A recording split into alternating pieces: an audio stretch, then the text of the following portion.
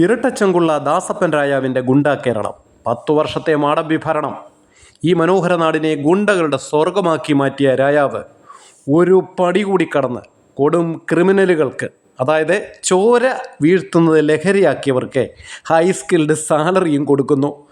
51 വെട്ടുവെട്ടി എതിരാളിയെ തീർക്കുന്നവർക്ക് ഇവരെ എങ്ങനെ നിയന്ത്രിക്കാൻ കഴിയും?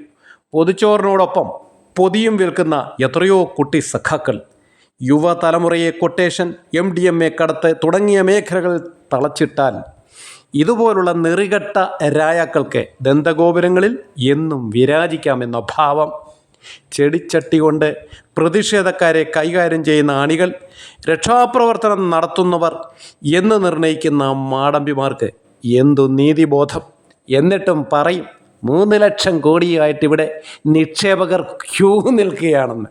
കഷ്ടമേ കഷ്ടം.